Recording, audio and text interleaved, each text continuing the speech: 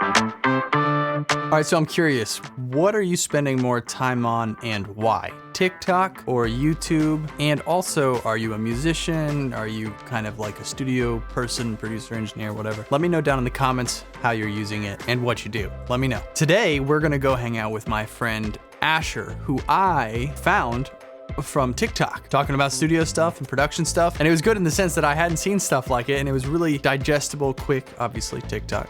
Short form content about production. If you want to go check him out, I'll put his links to his stuff down below. He's also on Instagram and he has a YouTube channel. And I think if we get enough people to go subscribe to his YouTube channel, perhaps we can convert him from TikTok to YouTube, which, you know, I'm all about. But before we go to Asher's, don't forget to smash the like button, subscribe button, notification bell, leave a bunch of comments, all the stuff.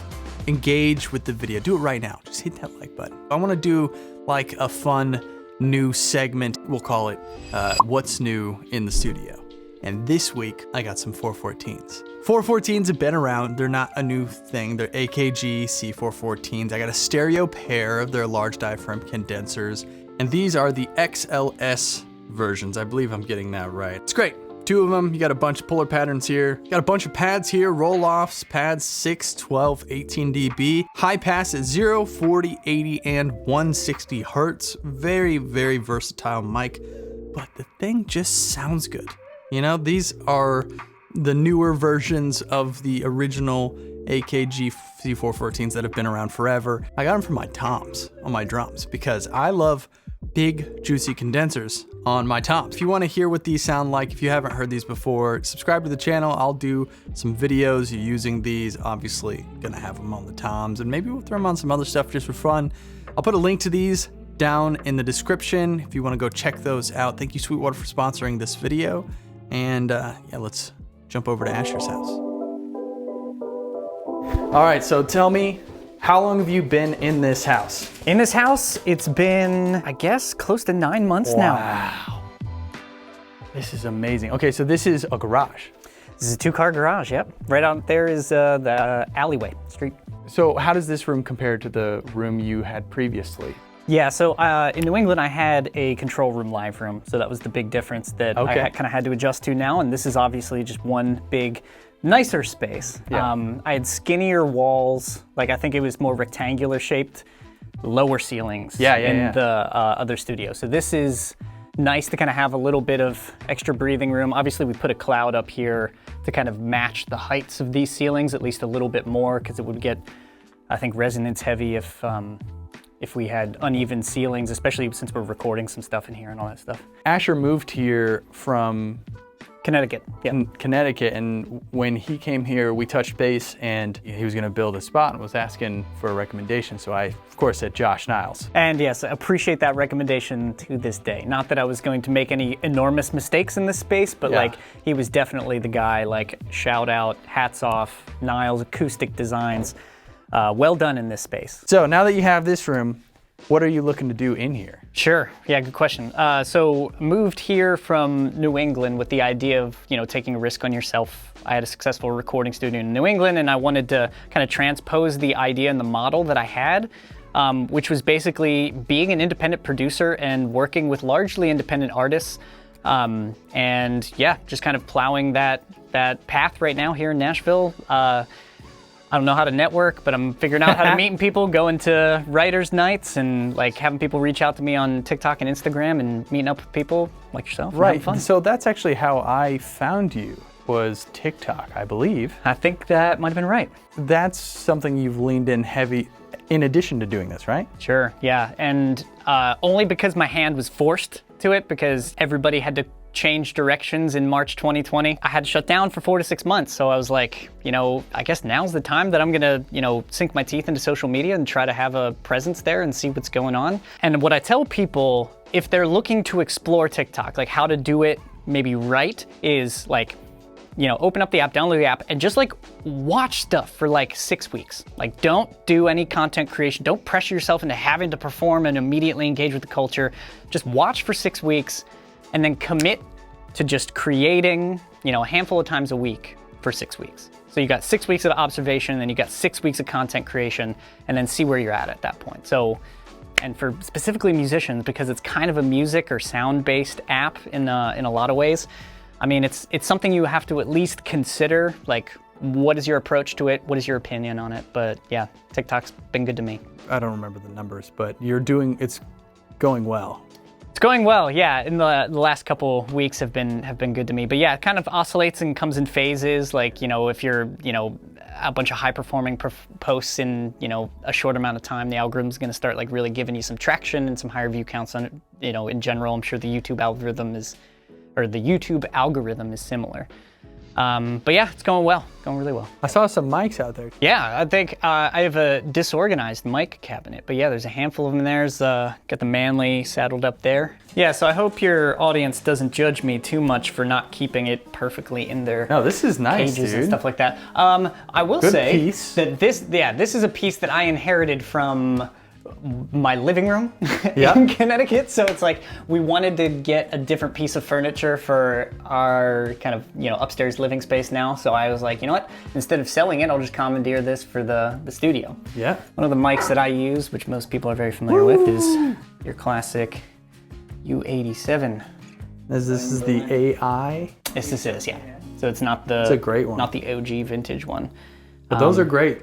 It's great. Sometimes those are better than the OG, depending on the OG that you have. I think you would know a bunch more than I would about this. So like I know the mics that I know, and I don't know a lot of mics. Yeah. So it's like I certainly like have like I know I don't use this on vocals as much anymore, but like I know this works great on vocals. It's a great drum room mic. It's a great acoustic guitar mic. But like, you know, there's probably better options that are probably cheaper for most people as well. But like I knew I wanted something versatile, and when I started my studio, this was one of the first mics I grabbed. So you probably won't have much use for that, but if you want, I can hold on to it for you for a while. I'm sure we could find something to put it on. Then I got a couple of these, like, you know, you got I've got another one in there, the SM7Bs. I've got like a 214, an AKG here, which is one of the mics that I like to recommend to a lot of new folks who are, you know, just trying to maybe produce themselves for the first time. And I figured it would be disingenuous if I didn't own the product that I was telling people to get. Sure. So I think that was a smart way. I was sent this mic though. It was Lewitt? the Lewitt, what is it? I think it's 440 or something like that? Yes. LCT 440, yeah. That actually sounds great. There's no pad on it, which can be a problem depending on what you're miking, but it actually does sound really good. And they obviously, well, maybe not obviously, but they made a big TikTok push in the end of 2021, so that a lot of people on TikTok you'll see like are using this mic as something that they're recording into now. Oh, cool. So they definitely ran hard at that. I have some broken Mix-Fi headphones from Blue, which I literally stepped on. It broke my heart too, because those are my favorite headphones, and the ones that I'm so like comfortable mixing on. If I ever do need to mix on headphones, or if I ever want to reference on headphones, those are the first things I go to. And then that's the Cascade Fathead, which we'll look at. Oh yeah. Over there. I think this is more headphones and cables. Yep. You got yourself a fridge over here. Got the beer fridge full of chests.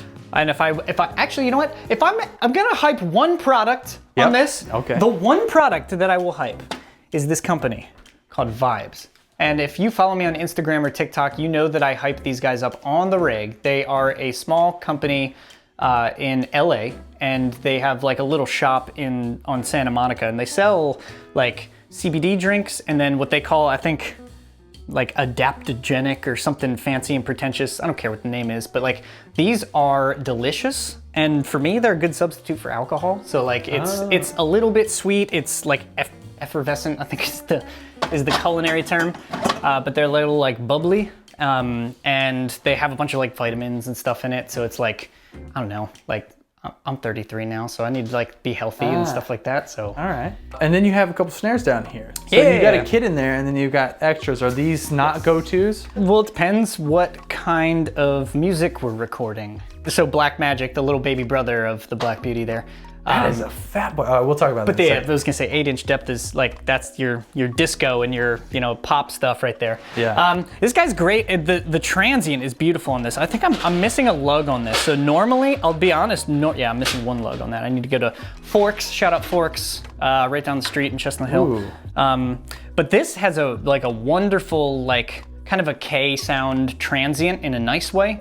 And I like it's the what is it? The aluminum with the wood hoops is like an interesting combination. It's almost like, keep it bright but then keep it warm, right? So it's like you're not committing to either world. You're kind of blending them together, and I think that's a really kind of nice sound. So I dig this one. Yeah. I've never seen that. This dude I use less often. I was hoping to use it more when I was recording, but honestly, it's the DW Jazz. You're gonna stay in place now, thank you. The DW Jazz snare, I think this is like a 6.5 inch, but this guy's heavy. You can feel this dude, it's it's heavier than the Black Magic. This is a 5.5. Is it a 5.5? Yeah, this is not 6. I've used some really good DW stuff. Yep. I have none though. Yeah, it's funny because this, you wouldn't imagine it. So we're about to walk into the room and see the deeper snare drum. This actually, I can achieve a deeper sound on that than I can on the Black Magic. Yeah, sometimes the larger depth actually translates to higher pitch.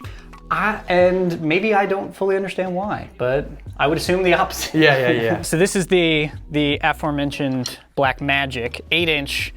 And we saddled it up with some tea towels. I don't think there are any moon gels on the, nope. This is the CNC Player Date 2. Yeah, so it's got the 22, let me make sure I get this right. That's a 22. 13 and 16. A 16. Yep. And the tea towels are the ticket on this for sure. Great cymbals too, the Byzance. Oh yeah. And I was gonna say, I'll let you take in. It's 3 different families of the Byzance. Yeah. Right? That's fine. I'm all about mixing and matching. Exactly. So you got the, and all of these are they're enormous cymbals. I think it's 22, 21, and 15. And this is the Sand Ride, the Byzance Sand Ride, Byzance Meisel. Byzance. Yeah, Meisel's got the great Binance NFTs. I was gonna say, how did we walk ourselves into the crypto world this fast? Byzance, traditional. I think my favorite of the bunch are the hi-hats. And I like it because the transient does not get in the way in recording. It doesn't just hit you. Even if you clamp it down super hard, it's still relatively soft. Tell me about this mic setup. Sure, yeah, this is Body by Telefunken. So we have the M82 on the kick, and I can pull that ribbon mic out actually if you want to zoom in. Let me yank this guy. I'm sorry, there's a ribbon mic. If you're snare bottom kind of guy. Only for storage purposes. Oh, okay. The M82 on the kick, which I really love. I feel like I just rarely touch the EQ for the M82, so I think that means that I like the M82. That being said, we've got on the floor tom and the rack are the Telefunken M80s. This guy's that special gold color. Yeah, and I dig the sound and the versatility. When you own a studio, I think if you're gonna be budget minded at all, you need to think what is going to serve multiple purposes. Yeah, and absolutely. The M80 serves many purposes for me. Guitar cabs, I love throwing M80s on. Obviously vocal mics if I'm ever playing a live show. Drums, even throwing that on the snare is really great too. Yeah. And you got your classic 57, and then the 441 underneath. Just a little footnote, Sennheiser 441, $1,000 snare bottom, but a fantastic mic on so many things. But it always works in snare bottom. And then lastly, you got the stereo pair of M60s. Obviously they're Telefunken. But if I'm not mistaken, they were developed to be a ride cymbal mic. Second to using them as overheads, they are my favorite microphone for acoustic instruments. So a mandolin, acoustic guitars, banjos. I feel like I should list Resonator. I'm here in Nashville now. Let me list all the country stuff. Yeah, I'm often find myself taking this and peeling it into the corner, closing myself in, and then reassembling this into an approximate phase situation. So. And then lastly, down on the floor here. Oh yeah, this is the bonus mic here, right? It's got your Cascade Fathead. Is that a $400 mic? No, it's 120. 120. Pretty cheap. Wow. On Reverb used. Yes. Okay. For those not familiar with ribbon mics, the polar pattern for most, if not all, ribbon mics is figure 8. So you kind of get that front-back perspective, and I use this as a a drum room mic, and I often ask the artist like where they want to put it because like, you know, you can get a lot of different sounds, like depending on what you want to use the mic for. Sure. A lot of different sounds by putting it in a bunch of different places. And I think the artists often feel like they're more injected in part of the process when they know that like, oh, like this, we also captured the sound of that area, which I think is really cool. And I maybe it's because I was an artist before, but I appreciate the engagement from the artist perspective in parts of the music creation process that they're unfamiliar with. Yeah. So like I almost see them developing themselves. So I think that's a fun thing for me. So we got the Princeton Reverb. For those who don't know, what are you going to use this on? I'm making pop world guitars. These are my shimmery chords, like the interesting textured, tremolo effects, the things that need to like move a little bit. And I love the sound of like where it breaks up. Like when you get it to like 6, 7, 8, and it starts to just like crunch in on itself in a nice, pleasing, fun way. That's the ticket there for sure. And love what's that. This thing? Mystery amp? That is, yeah, basically, and it had a run-in with a floor tom mic, and that's why it's got a little injury in the front. But oh, floor tom mic, okay. It was funny. I was sitting next to one of these up in New England, and it literally the mic just kind of cast over and went right into it. But it is the Tech 21 Trademark 60. And I'll be honest, I don't use that amp a ton anymore. What this amp's utility is to me now is twofold. One, nostalgia. I've had this one since high school, so this is what I played my like semi-hollow telly through when I was learning and starting to like develop my own sound and stuff like that. It's versatility, so it's got 2 channels there with a lot of different fun adjectives like growl and whatever else. Oh yeah. Growl and bite and punch and all I that. would love to make stuff. an amp with no useful words on it. Like, just knobs, no just labels. Just like a either. boutique plugin would, you know? Again, maybe I'm overly caveating myself here. Like, I am mostly amp sim now. Yeah. But like when I use these amps, when I'm looking for a contrast element to the Princeton Reverb, the Tech 21 is really wonderful. Tech 21 is that same brand that makes the Sans amp too, which is really nice.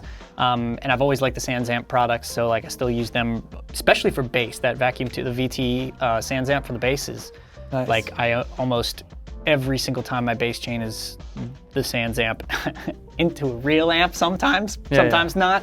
Yeah. Depends how I'm feeling. This was probably one of my first serious purchases when I was playing in like a legitimate band and we were trying to tour and all that stuff, and I was the bass player. And I was like, you know what, I'm gonna sink some money into this, and decided to throw it at the 4x10. And I mean, this thing has hella power.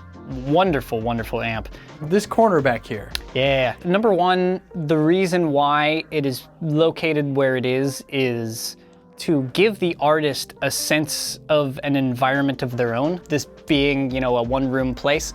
I've found that vocalists love to not be looked at when they're recording, so like being able to just be behind something, and then this is actually very on purpose. My artists are gonna be like, oh my gosh, you did that on purpose. There's a little hole right here so that they can kind of see me. Yeah. And I can't really see them, so like I think that really does make an artist just one less thing to worry about in your brain, one less thing that would, make a difference on a recording being like super confident and just average, right? So whatever I can do to like take it to the next level, like experience this with me here, right? Yeah, go so back like there. A vocalist has to do this, right? Like they have to walk behind the drums, they have to walk into this space. It's a whole experience. Exactly, right? So it's an experience, right? And now they're in a place of their own. They feel secluded. They got a little vibe light behind them. They can turn it purple if they want to. What mic you got back there? That looks expensive. And this is my favorite microphone in my studio. It's the Manley Reference. It was like the pop and hip hop mic of 2020, and it is definitely my favorite. Like for vocals, definitely my favorite microphone, especially for the kind of music that I produce. Very airy. Works tremendously on vocals. And you've got it up on a latch light. Yeah, I did. So this is another kind of relic from studio that I had in New England, but that's an expensive, nice stand. What are those, like $400 or something? Yeah, $400. I think that's what I paid used for it though, again, on Reverb. Those are no joke. They're pretty wonderful. But yeah, so this is kind of like the makeshift vocal booth. You've got an interface, an iMac, couple sets of speakers, looks like a MIDI controller. Yep. And then, pedals, drum machine. This is someone who is creating.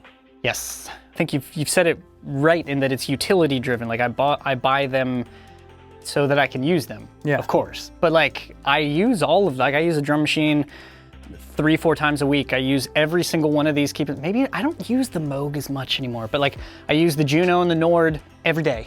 Both of them every day. Well, these are really special. I mean, this is...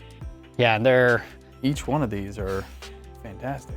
These are kind of like go-tos on starting tracks. Generally, my process is, you know, I have my kind of lane of sounds that I do well or that I create well within in the pop space, and these keyboards, I think, support that vision or developed my process with them. Either way, chicken and the egg kind of thing. You could start with the rhythm section, you can start with whatever else, but like if I'm looking for a piano sound, the hammer action here is really the key, right? If I'm looking for a piano sound, this feels like a piano, right? Yeah. This ain't weighted keys, like, and obviously they're not unweighted keys like these guys, but like these are hammer action keys, right? So like simulates that, the hammer having some resistance on the string.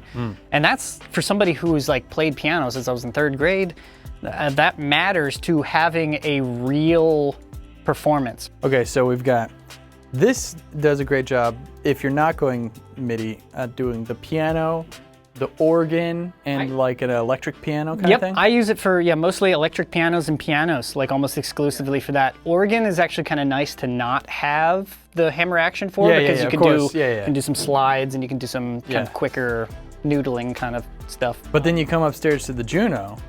Yeah, it'll take you to 1985 immediately. Do you have it routed so that you can just like pop it right on? Yes, I do. Yeah. How in tune with getting the settings you want on this are you? I think I know my stuff. There are people who know synthesizers way more than I do, maybe even that you've had on your channel for sure. I mean, ADSR is my game. The envelope filtering is a lot of fun. Messing with the LFOs are good. In terms of understanding the bank and the library and, you know, finding sounds as quickly, I'm sure there's some people who just like, this is like an OG library, all these sounds, right? Yeah. And then you just like start from, you start one. And this right here, this chorus knob, like please make sure everybody knows, I think I bought this used for $1,500. I would pay $1,500 for this chorus modulation. Yeah. I would, like, it's beautiful. Like literally you can, I don't know if you're gonna be able to hear this. I can bounce you some audio, right? So this is very plain. Right. And you immediately put this on. Oh. That's the money. So like like the 2 is just a little bit more detuned than the 1, and that's, especially for bass. Like if you're... Oh yeah. I would expect this to have more of that, right? Yes, that is exactly what I'd use this for. In fact, like there's a lot of good like 808 simulating stuff on the little fatty, but I have some 808s that I use as samples that I like more, and then I have this if I want to use like an actual synth bass, I'll like actually do it on the Juno. Yeah. And then, but it's just amazing. So perfect, yeah. Oh God, that chorus. Wow. I feel the same about chorus on bass. Ooh. Dude, you can have bass and then you put chorus on a bass and you go, oh. It's like the foundation of a house that's moving. That's when chorus is on a bass in a track. That's how I feel. So good. One thing that's cool is you have the output desk and the sidecar. Now I started with the output desk and then they later came out with some of the additional furniture. Oh, and you also have the stands. Yes, I do. Oh, that's dope. Look at that. All right, how do you like everything? I mean, I love it. And it's probably not for everyone just based on the price point. Like I understand that there are better solutions, but I wanted something that I was going to grow into. And I don't have any preamps, I don't have any outboard gear. You guys can see that. It's all just like, you know, fake record players and my old ass FirePod. But like, I wanted to challenge myself to upgrade into something, right? And I feel like my personality, that's kind of resonates with me, so. And yes, functional for both TikTok creation and interfacing on Zoom/FaceTime with artists. So good to have that little guy. That's awesome. I love the sidecar utility, being able to, because this like slides out, right? Or one of these that guy does, yep. Yeah. You got it, And then you got a little cabinet here. I love I love that functionality. So we've got the iMac here. Are you exclusive with Logic? Pretty much. I'd say 95% of my work is in Logic. I use Ableton for some cool sequencing just because I know some tricks in Ableton. So then I just export it from Ableton and throw it into Logic. So I do all my mixing, or most of my producing and all of my mixing in Logic. So we got the A7Xs, and they're paired with the sub in the back over here. So I think they're sold as the pair, and or sold as the trio, and I grabbed it because my roommate from college was one of the dudes that did one of the advertisements for it. Listened to a bunch of the stuff they were doing, obviously talked to him. Shout out John Blass. Ended up picking up the speakers from there. They're pretty bright. I think that's probably a consistent feedback from a bunch of people, and I like that. The top and the bottom end are pretty important in pop music. And then the tannoys are the 8-inch cones in the center.